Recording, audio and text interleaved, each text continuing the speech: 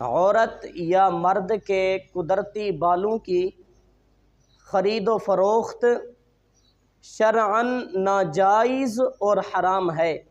بالخصوص عورت کے بال جو کہ ستر کے اندر شامل ہیں، پردے کے اندر شامل ہیں۔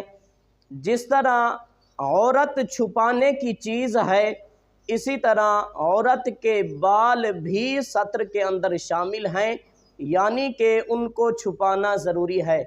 لہٰذا ان بالوں کا فروخت کرنا شرعاً ناجائز بھی ہے اور گناہ کا باعث بھی ہے، کیونکہ یہ بال نامحرم جو مرد ہیں، جو آپ کے کچھ نہیں لگتے، آپ کے یہ بال ان کے ہاتھوں کے اندر جائیں گے، ان کی نظر آپ کے بالوں پر پڑے گی اور ان کا استعمال عام ہو جائے گا، جس کی وجہ سے فحاشی اور بے پردگی کے دروازے کھلتے ہیں۔ فتاوی شامی کے اندر ہے باطل بیع شعر الانسانی، یعنی کہ انسانی بالوں کی خرید و فروخت شرعاً باطل ہے، شریعت نے ان کا بیچنا باطل قرار دیا ہے۔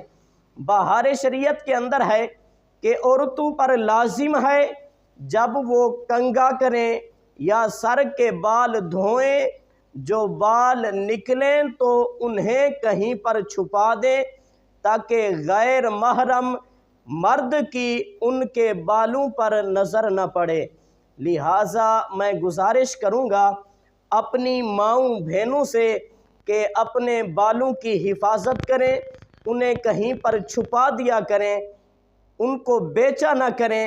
آپ پیسے کو نہ دیکھیں، اپنی عزت کو دیکھیں۔ آپ کو عزت عزیز ہے، پیسہ عزیز نہیں ہے، اور شریعت نے بھی اس چیز کو ناجائز اور حرام قرار دیا ہے۔ واللہ اعلم۔